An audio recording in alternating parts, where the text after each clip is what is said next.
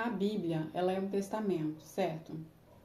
No mundo natural, quando uma pessoa precisa ler um testamento ou ela precisa ler alguma coisa, algum documento mais elaborado, ela vai pedir ajuda a alguma autoridade ou uma pessoa que entende disso. Eu acredito que para você ler um testamento, é um advogado que você precisa procurar.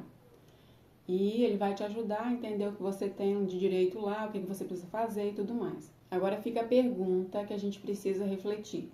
Por que que a Bíblia, sendo um testamento, nela tem escrito que a gente deve fazer, o que a gente tem de direito, que Jesus conquistou na cruz pra gente, e a gente quer ler ela sozinho, a gente não pede ajuda. E sim, a gente precisa pedir ajuda para o Espírito Santo para poder conseguir entender a Bíblia, compreender a Bíblia, o que está escrito ali. A gente precisa do Espírito Santo para a gente obter revelações, né? Conforme a gente vai lendo, a gente vai praticando.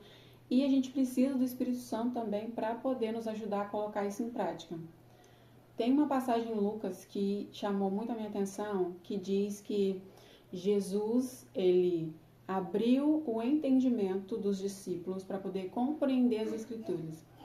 E hoje a gente precisa de quem? Do Espírito Santo, para poder abrir também o nosso entendimento, para a gente compreender o que está escrito aqui, o que a gente tem de direito e o que a gente tem de dever também, né? Vida abundante, por exemplo, está escrito que a gente tem vida abundante em Cristo. João 10:10, Colossenses 2:10 também está escrito sobre isso. Só que muitas das vezes a gente não vive a vida abundante que Jesus veio e preparou para a gente. Algumas pessoas porque não leem o testamento, outras leem o testamento, mas não entende, logo, se não entende, não sabe que possui, não sabe o que tem e não vive como uma pessoa que tem, que recebeu algo no testamento.